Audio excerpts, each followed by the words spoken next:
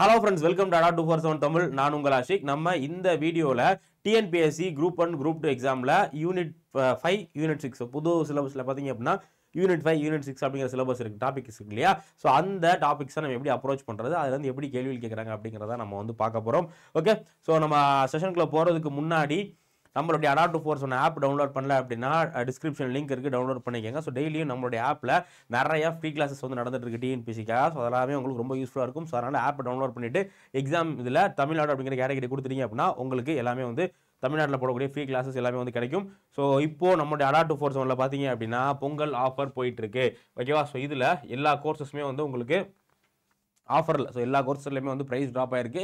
So அது மட்டும் இல்லாமல் நீங்கள் எப்பவும் நம்மளுடைய கோர்ஸ் பை பண்ணிங்க அப்படின்னா ஒரு வருஷம் மட்டும் தான் வேலிடிட்டி கொடுப்போம். ஆனால் இந்த பொங்கல் ஆஃபரில் உங்களுக்கு 2 வருஷம் வேலிடிட்டி கிடைக்க போகுது. ஓகேங்களா? ஸோ நார்மலாக ஒரு வருஷத்துலேருந்து இப்போது 2 வருஷம் வந்து வேலிடிட்டி கிடைக்கிது. ஸோ இதில் எல்லா கோர்ஸஸுமே இதாக இருக்குது. ப்ளஸ் எக்ஸ்ட்ரா வந்து பார்த்தீங்க அப்படின்னா உங்களுக்கு வந்து நார்மலாக நம்மளுடைய ஆப்பில் நீங்கள் கோர்ஸ் வாங்கினீங்க அப்படின்னா 17% ஆஃபர் கொடுப்போம். பட் இப்போ 22% வந்து ஆஃபர் கொடுக்குறோம். ஓகேவா? ஸோ அதனால் இப்போது ஆர்ஆர்பிக்கு பார்த்தீங்க அப்படின்னா குரூப் டி, ஆர்ஆர்பி குரூப் டிக்கான பேட்ச் இருக்குது. அதே மாதிரி டிஎன்பிசிக்கு வந்து சிகரம் 2.0 அப்படிங்கிற பேட்ச். ஸோ டிஎன்பிசிக்கு சிகரம் 2.0 அப்படிங்கிற பேட்ச் வந்து போயிட்டு இருக்கு. ஸோ அதுக்கடுத்து பார்த்தீங்க அப்படின்னா டிஎன்யூஎஸ்எம் எஸ்ஐக்கு அமரன் பேட்ச், இந்த மாதிரி எக்கச்சக்கமான பேட்சஸ் வந்து போயிட்டு இருக்கு. இதில் நீங்கள் தமிழ்நாடு மெகா பேக் அப்படிங்கிற இந்த பேக் வாங்கிட்டீங்க அப்படின்னா இதுவும் இப்போ ஆஃபரில் தான் இருக்குது. ஸோ வாங்கிட்டீங்க அப்படின்னா இனி வரக்கூடிய 2 வருஷத்துக்கு நீங்கள் தனியாக எந்த பேக்கும் சப்ஸ்கிரைப் பண்ண தேவை கிடையாது. டிஎன்பிசி, ஆர்ஆர்பி, எஸ்எஸ் இந்த மாதிரி எந்த இது வந்தாலும் நீங்கள் இந்த ஒரு பேக்கே உங்களுக்கு போதுமானது. ஸோ ஓகே கைஸ், இப்போ நம்ம டாபிக்ல வந்து போகலாம். இந்த யூனிட் 5 யூனிட் 6 ரெண்டும் புதுசு கிடையாது. ஆல்ரெடி நம்ம அந்த பழைய சிலபஸ் என்ன இருந்துச்சோ அதை தான் கொஞ்சம் மாடிஃபை பண்ணியிருக்காங்க அப்படிங்கிற மாதிரி வந்து பார்த்துருந்தோம். ஸோ இப்போ இந்த யூனிட் 5 என்ன கொடுத்துருக்காங்க அப்படின்னா நமக்கு பழைய சிலபஸில் எக்கனாமி அப்படிங்கிற டாபிக் வந்து தனியாக இருந்தது. அதே மாதிரி யூனிட் 9ல டிஎன் அட்மினிஸ்ட்ரேஷன் அப்படிங்கிற டாபிக் இருந்தது இல்லையா? அது ரெண்டையும் தான் என்ன பண்ணியிருக்காங்க, இப்போ வந்து ஒரே இதில் கிளப் பண்ணிட்டாங்க. ஸோ இந்த டாப்பிக்ல இருந்து அதிகமான கேள்விகள் வந்து வரப்போகுது. ஸோ குரூப் 2 2Aல பார்த்தீங்க அப்படின்னா இதுல இருந்து ஒரு 20 கேள்விகள், அதே மாதிரி குரூப் 1ல வந்து இதுல இருந்து 45 கேள்விகள் சம்திங் வந்து கொடுத்துருக்காங்க. அதனால இந்த யூனிட் 5 அப்படிங்கிறது ரொம்ப ரொம்ப முக்கியம். இதுல 2 விஷயம் இருக்கு. ஒன்று தமிழ்நாடு அட்மினிஸ்ட்ரேஷன், அதுக்கப்புறமா வந்து எக்கனாமி. இது ரெண்டும் தான் இந்த இதில் உள்ள முக்கியமான விஷயம். ஸோ இது வந்து பார்த்தீங்க அப்படின்னா எக்கனாமி ஆல்ரெடி படிச்சிருப்பீங்க. நீங்கள் எக்கனாமியை பொறுத்தவரை நீங்கள் எந்த சோர்ஸுமே படிக்க தேவையில்லை. முழுக்க நம்மளுடைய சமச்சீர் புக் 11th 12th புக்கில் ஒரு சில சாப்டர் மட்டும் படிச்சிங்கன்னா போதும். இந்த எக்கனாமியில் கேட்கக்கூடிய எல்லா டாப்பிக்கையும் நீங்கள் வந்து அட்டன் பண்ணிடலாம். அதே மாதிரி அந்த அட்மினிஸ்ட்ரேஷன் பார்ட் இருக்குல்ல, ஏன்னா யூனிட் 5ல 2 சாப்டர் இருக்குது, 2 சப்ஜெக்ட் இருக்குது. ஸோ அட்மினிஸ்ட்ரேஷனை பொறுத்தவரை நீங்கள் ஒவ்வொருத்துக்கும் ஒவ்வொரு சோர்ஸ் ரெஃபர் பண்ணுற மாதிரி இருக்குது. இப்போ ஹியூமன் டெவலப் பண்ணால் அதுக்கு அந்த human development report, Tamil Nadu human development report பற்றி நீங்கள் வந்து படிக்கணும். அதில் கொடுத்துருக்க டேட்டாஸ் எல்லாமே மனப்பாடம் பண்ணுற மாதிரி இருக்கும். அதேமாதிரி வந்து ரிசர்வேஷன் அப்படிங்கிற டாபிக் இருக்கும். அதுக்கு நீங்கள் வந்து பாலிட்டி, நீங்கள் பாலிட்டியில் படிச்சிருப்பீங்களா, அந்த இது வந்து படிக்கணும். அதே மாதிரி வந்து பார்த்தீங்க அப்படின்னா ஸ்கீம்ஸ்க்கு கவர்மெண்ட்டோடைய வெப்சைட்டில் போய்ட்டு ஒவ்வொரு ஸ்கீம்ஸாக நீங்கள் வந்து ரெஃபர் பண்ணணும். அதே மாதிரி தமிழ்நாடு ஜாகிரஃபி இருக்கும். அதில் அதே மாதிரி அந்த தமிழ்நாடு ஜாகிரஃபிக்கு வந்து நீங்கள் ஜாகிரஃபி புக் வந்து ரெஃபர் பண்ணணும். ஸோ அது எப்படி யூனிட் 6க்கு வந்து யூனிட் 5ல உள்ள தமிழ்நாடு அட்மினிஸ்ட்ரேஷனுக்கு வேர் டு ஸ்டடி வந்து நம்ம போடலாம். ஸோ அதுக்கு வேணும்னா கமெண்ட் செக்ஷனில் கமெண்ட் பண்ணுங்க. ஸோ அது வந்து ஒரே புக் கிடையாது. இப்போ எக்கனாமிக்கு வெறும் 11th 12th எக்கனாமி புக் மட்டும் படித்தா போதும், நீங்கள் வந்து ஃபுல் கொஸ்டின் அட்டன் பண்ணிடலாம். ஆனால் அட்மினிஸ்ட்ரேஷனை பொறுத்தவரை நீங்கள் ஒவ்வொருத்துக்கும் ஒவ்வொரு சாப்டர் வந்து ஒவ்வொரு சோர்ஸ் வந்து ரெஃபர் பண்ணுற மாதிரி இருக்கும். ஓகேவா? ஸோ அடுத்து அந்த 6ல, ஸோ 6ல பார்த்தீங்க அப்படின்னா தமிழ்நாடு ஹிஸ்ட்ரி கல்ச்சர். ஓகேங்களா? History culture, heritage of Tamil Nadu. இதில் வந்து மெயினாக நீங்கள் லிட்ரேச்சர்ல வந்து அதிகமான கொஸ்டின்ஸ் வந்து கேட்குறாங்க. திருக்குறள், அதுக்கப்புறம் மித்த லிட்ரேச்சர்ஸ் இருக்கு இல்லையா, 8 தொகை 10 பாட்டு இந்த மாதிரி இலக்கியங்கள், அதுலேருந்து அதிகமான கேள்வி கேட்குறாங்க. அதுக்கப்புறம் மேஜராக ஃபோக்கஸ் பண்ணுறது வந்து பார்த்தீங்க அப்படின்னா தமிழ்நாடுடைய ஹிஸ்ட்ரி. ஸோ தமிழ்நாடுடைய ஹிஸ்ட்ரி, தமிழ்நாடு நேஷனல் மூமெண்ட்டில் தமிழ்நாடு என்ன நடந்துச்சு, அதேமாரி வந்து ஜஸ்டிஸ் பார்ட்டி, அந்த மாதிரியான டாப்பிக்லேருந்து அதிகமான கேள்வி கேட்குறோம். ஸோ இப்போ இந்த வீடியோவில் மெயினாக பார்க்க போகிறது எப்படி என்னென்ன கேள்வி கேட்குறாங்க அப்படிங்கிறத வந்து பார்த்துலாம். ஸோ ஃபஸ்ட் இது வந்து எக்கனாமிலேருந்து கேட்கப்பட்ட கேள்வி. ஸோ எக்கனாமியில் 5 இயர் பிளானிங் ஃபினான்ஸ் கமிஷன் அப்படிங்கிற ரொம்ப முக்கியம், நிதிக்குழு அப்படிங்கிற ரொம்ப முக்கியம், அதிலிருந்து கேள்வி கேட்டிருக்காங்க. ஓகேவா? ஸோ இந்த மாதிரி ஒரு பேர் கொடுத்துட்டு இந்த ஃபினான்ஸ் கமிஷனு, அதேமாதிரி வந்து ரிசர்வ் பேங்க் ஆஃப் இந்தியாவுடைய கவர்னர், இந்த மாதிரியான டாப்பிக்கில் தான் கேள்வி கேட்கறதுக்கு அதிகமான வாய்ப்பு இருக்குது. ஸோ அதனால் நீங்கள் என்ன பண்ணுங்க, இதெல்லாம் நல்லா பார்த்துக்குங்க. ஸோ நிதிக்குழுவுடைய காலம், அதோட தலைவரை யார் இருந்திருக்கா அப்படிங்கிற மாதிரி வந்து கேள்வி கேட்டிருக்காங்க. இந்த கொடுத்துருக்க நாளில் எது வந்து கரெக்டுன்னு கேட்டிருக்காங்க. இதுக்கான ஆன்சர் பார்த்தீங்க அப்படின்னா 3 4. ஓகேங்களா? ஸோ இதுக்கான ஆன்சர் வந்து 2 4. ஸோ 2 4 தான் அதுக்கான சரியான விடை. ஏன்னா என்கே சிங் வந்து கரெக்டு தான். பட் ஆனால் 2017 என்கே சிங் தலைமையில் 2017 வந்து போட்டிருப்பாங்க. அதே மாதிரி ரங்கராஜன் தலைமையில் 2022 வந்து போட்டிருப்பாங்க. ஸோ அப்போ இதுக்கான சரியான விடை என்ன அப்படின்னா option D. So option D தான் சரியான விடை. இப்போ 2023 நம்முடைய மத்திய அரசாங்கம் 16வது நிதிக்குழு யாருடைய தலைமையில் போட்டிருக்காங்க அப்படிங்கிறத கமெண்ட் செக்ஷனில் கமெண்ட் பண்ணுங்க. ஓகே? ஸோ அடுத்து பாருங்க, இது வந்து தமிழ்நாடு ஹிஸ்டரியிலிருந்து கேட்கப்பட்டது. வேலு நாச்சியார் அவரது மகளுக்கு 8 ஆண்டுகள் பாதுகாப்பு கொடுத்தவர் யாரு? ஸோ வேலுநாச்சியாருக்கும் அவருடைய மகளுக்கும் 8 ஆண்டு யார் பாதுகாப்பு கொடுத்தா? ஸோ வேலுநாச்சியார் வந்து மறு சகோதரர்கள்லாம் இருந்து பண்ணதுக்கப்புறமா வேலுநாச்சியார் வந்து அவங்களுடைய கணவர் இறந்ததுக்கப்புறமா என்ன பண்ணுவாங்க அப்படின்னா அவங்க வந்து சிவகங்கை விட்டு வெளியேறிடுவாங்க. ஸோ அப்போது அவங்களுக்கும் அவங்களுடைய மகளுக்கும் யார் வந்து பாதுகாப்பு கொடுத்தா அப்படிங்கிறத வந்து கேட்டிருக்காங்க. ஸோ திண்டுக்கல் கோபால் நாயக்கர், மைசூர் ஹைதர் அலி, பாஞ்சாலங்குறிச்சி கட்டபொம்மன், குயிலி என்ற நம்பிக்கைக்குரிய தோழி, விடை தெரியாது. ஸோ இதுக்கான ஆன்சர் பார்த்தீங்க அப்படின்னா கோபால நாயக்கர். இந்த கொஸ்டின் வந்து ரிப்பீட்டடாக கேட்குறது, வேலுநாச்சியார்லேருந்து ரிப்பீட்டடாக கொஸ்டின் வந்து கேட்குறாங்க. ஓகே, ஸோ அதனால் இது ரொம்ப முக்கியமான டாபிக். அதுக்கடுத்து பார்த்தீங்க அப்படின்னா தமிழ்நாட்டின் புவிசார் குறியீடு.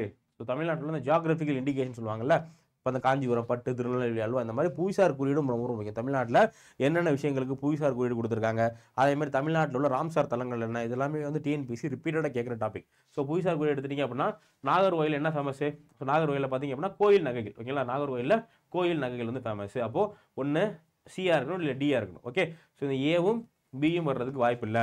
அடுத்து ஈரோடுனால எல்லாத்துக்குமே தெரியும், ஈரோடு என்ன ஃபேமஸ்? ஈரோட்டில் மஞ்சள் ஃபேமஸ்.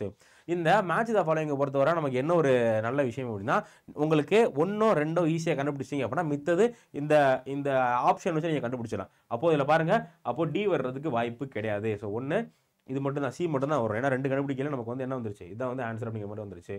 ஓகேவா? ஸோ சிக்கு என்ன சுவாமிமலை பார்த்தீங்க அப்படின்னா சுவாமிமலையில் வெண்கல சிலை, அதே மாதிரி நாச்சியார் கோயில் குத்து விளக்கு. அப்போது இந்த புவிசார் குறியீடு அப்படிங்கிற இந்த டாப்பிக்கில் இருந்து நமக்கு திரும்ப ரிப்பீட்டடாக கேள்விகள் வந்து வருது. ஸோ அதனால் இந்த புவிசார் குறியீடு டாபிக் வந்து பார்த்துக்கோங்க. ஸோ அடுத்து பார்த்தீங்க அப்படின்னா இது ரொம்ப ரொம்ப முக்கியமானது, அகழாராய்ச்சிகள். ஸோ தமிழ்நாட்டில் எங்கெங்கே அப்போ இருந்து இப்போ வர கரண்டில் வர பார்த்தீங்கன்னா எங்கெங்கே அகழாராய்ச்சிகள் பண்ணியிருக்காங்க அப்படிங்கிற அந்த விஷயம். ஸோ எந்த தளம் எந்த ஊரில் இருக்குது, அதே மாதிரி ரொம்ப முக்கியமான சில தலங்கள், கீழடி மாதிரியான முக்கியமான தலங்கள்ல இருந்தெல்லாம் எப்படி கேள்வி கேட்குறாங்க அப்படின்னா அங்கே வந்து என்னென்ன கண்டுபிடிச்சாங்க அப்படிங்கிற மாதிரிலாம் கேள்விகள் கேட்குறாங்க. ஓகேவா? ஸோ அப்போ கீழடியில் வந்து பார்த்தீங்க அப்படின்னா தமிழ் பிராமி எழுத்துக்கள் தான் வந்து கண்டுபிடிச்சிருப்பாங்க. ஓகேங்களா? ஸோ தமிழ் பிராமி எழுத்துக்கள் பொறிக்கப்பட்ட பானை ஓடுகளை கீழடியிலிருந்து கண்டுபிடிச்சிருப்பாங்க. ஸோ அடுத்து பார்த்தீங்க அப்படின்னா மங்கள மாலை. இது வந்து நமக்கு யூனிட் அந்த தமிழ்நாடு அட்மினிஸ்ட்ரேஷனில் ஸ்கீம்ஸ், கவர்மெண்ட்டோட வெல்ஃபேர் ஸ்கீம்ஸ் அப்படிங்கிற ஒரு விஷயம் இருக்குது. அதில் இருந்து அதிகமான கேள்வி கேட்குறாங்க. அதை பொறுத்தவரை நீங்கள் மெயினாக படிக்க வேண்டியது என்ன அப்படின்னா, இப்போ 2021 நம்மளுடைய திமுக அரசாங்கம் வந்ததுக்கப்புறம் நிறையா ஸ்கீம்ஸ் போட்டிருப்பாங்கல்ல, அந்த ஸ்கீம்ஸ் ரொம்ப முக்கியம். அதுக்கப்புறம் மெயினாக ஃபோக்கஸ் பண்ண வேண்டியது 1990 அப்புறமா உள்ள ஸ்கீம் தான் வந்து அதிகமாக ஃபோக்கஸ் பண்ணுறாங்க. ஓகே, ஸோ அப்போ இந்த மங்கள மாலை அப்படிங்கிற இந்த திட்டம் வந்து பார்த்தீங்கன்னா 2012 2013 போட்டிருப்பாங்க. ஸோ அதுக்கடுத்து திருக்குறள் உரை ஆசிரியர்களில் அதிகம் பதிப்பிக்கப்பட்ட உரையுடையவர் யாருன்னு கேட்டிருக்காங்க. ஸோ யூனிட் 6 அதாவது தமிழ்நாடு கல்ச்சர் இருக்கு இல்லையா, தமிழ் சொசைட்டி. ஸோ அதில் அதிகமான கேள்விகளும் திருக்குறளில் கேட்பாங்க. ஸோ திருக்குறளை பார்த்தீங்கன்னா பேசிக்கான விஷயங்கள்லேருந்தும் கேள்வி கேட்பாங்க. அதே மாதிரி திருக்குறளை கொடுத்துட்டு அந்த குறளை இன்டர்பிரட் பண்ணி அந்த குறளை ஏதாச்சும் விளக்கம் கேட்குற மாதிரியோ, அந்த குறளை ஒரு விஷயத்தை கொடுத்துட்டு இது என்ன எதை குறிக்குது அப்படிங்கிற மாதிரி வந்து கேள்வி கேட்குறாங்க. ஸோ அப்போ இதுக்கான ஆன்சர் என்ன? பரிமேல் அழகர். ஓகேங்களா, பரிமேல் அழகர் தான் அதிகமான உரை வந்து இது பண்ணியிருக்காரு.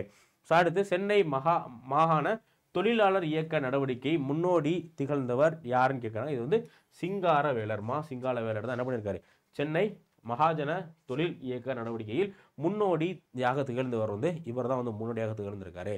ஓகேவா? ஸோ இது வந்து நம்மளுடைய அந்த சுதந்திர போராட்டத்தின் தமிழர்களின் பங்கு அப்படிங்கிற அந்த டாப்பிக்கில் வந்து நமக்கு வரக்கூடிய ஒரு விஷயம் தான். ஓகே, ஸோ இது மட்டும் இல்லாமல் என்ன பண்ணுங்கள், எல்லாரை பற்றி நீங்கள் வந்து பார்த்துக்கணும். தமிழ்நாட்டில் என்ன சுதந்திர போராட்ட வீரர்கள் பண்ணி இருக்காங்க, அவங்க என்னென்ன கான்ட்ரிபியூட் பண்ணியிருக்காங்க அப்படிங்கிறது முக்கியம். அதே மாதிரி யூனிட் 9 தமிழ்நாட்டில் உள்ள சமூக சீர்திருத்தவாதிகள், இந்த ரெட்டைமலை சீனிவாசன் மாதிரியான சமூக சீர்திருத்தவாதிகள் இருப்பாங்கல்ல, அவங்கள பற்றியும் நீங்கள் வந்து படிச்சுக்கணும். ஓகே, ஸோ அடுத்து பிரம்ம சமாஜ நாடகம் என்ற தலைப்பில் நாடகத்தை எழுதியவர் யாருன்னு கேட்டிருக்காங்க. இது வந்து பார்த்தீங்க அப்படின்னா ராஜாராம், இது வந்து காசி விஸ்வநாத். ஓகே, காசி விஸ்வநாத் தான் இதுக்கான சரியான விடை. ஸோ அடுத்து கீழ்காணும் அரச வம்சங்களில் 10 ஸோ இந்த மாதிரி லிட்ரேச்சர் எப்படி கேட்பாங்கன்னா, ஒரு இலக்கியத்தை கொடுத்துட்டு இந்த இலக்கியம் எந்த அரசரை பற்றி பேசியிருக்கு, இல்லை எந்த வம்சத்தை பற்றி பேசியிருக்கு அப்படிங்கிற மாதிரி கேட்பாங்க. இல்லை ஒரு வம்சத்தை கொடுத்துட்டு இந்த வம்சம் பற்றி எந்த இலக்கியம் பேசியிருக்கு அப்படிங்கிற மாதிரி கேட்பாங்க. இதெல்லாம் ரிப்பீட்டட். ஸோ 10 பார்த்தீங்க அப்படின்னா சேரர்களை பற்றி. ஓகேங்களா, 10 அப்படிங்கிறது சேரர்களை பற்றி பேசியிருக்கு. பட்டினப்பாளையம் வந்து எதை பற்றி பேசியிருக்கு அப்படிங்கிறத தெரிஞ்சுன்னா கமெண்ட் செக்ஷனில் கமெண்ட் பண்ணுங்க. ஓகேவா? ஸோ 10 சேரர்கள். அடுத்து உலக அறிவுடையவன் செல்வம் சமுதாயத்திற்கு பயன்படுவதை வள்ளுவர் எதனோட ஒப்பிடுகிறான்னு கேட்டிருக்காங்க. ஸோ இது வந்து ஊரணியோட ஒப்பிடுகிறார். வள்ளுவர் வந்து இப்படி ஊரணியில் தண்ணீர் பயன்படுத்தும். ஸோ அதே மாதிரி செல்வம் உலக அறிவுடையவன் செல்வம் சமுதாயத்திற்கு பயன்படுங்கிறத ஊரணியோட வள்ளுவர் வந்து ஒப்பிடுகிறார். ஸோ அப்போ இந்த மாதிரி தான் வந்து நம்ம கொஸ்டின்ஸ் கேட்குறாங்க. ஸோ இப்போ ஓரளவுக்கு ஐடியா உங்களுக்கு கிடைச்சிருக்கும்னு நினைக்கிறேன். ஸோ உங்களுக்கு ரெகுலராக இந்த மாதிரி செஷன்ஸ் வேணும் அப்படின்னா நீங்கள் கமெண்ட் செக்ஷனில் உங்களுக்கு என்ன டாபிக் வேணும், யூனிட் 9ல இந்த யூனிட் 5ல யூனிட் 6ல இந்த 2 யூனிட்ல இருந்து ஏதாச்சும் டாபிக் வேணும் அப்படின்னா என்ன டாபிக் அப்படிங்கிறத கமெண்ட் செக்ஷனில் போடுங்க. ஸோ நான் உங்களுக்கு அதுக்கான வீடியோ வந்து எடுத்து போகிறேன். Okay. So okay guys, so நம்ம வந்து இன்னொரு தடவை இன்னொரு செஷன் மீட் பண்ணலாம். ஸோ உங்களுக்கு ஏதாச்சும் டவுட் இருந்துச்சு அப்படின்னா இந்த மெயில் ஐடிக்கு நீங்கள் வந்து கான்டாக்ட் பண்ணுங்க. Okay. So okay guys, thank you.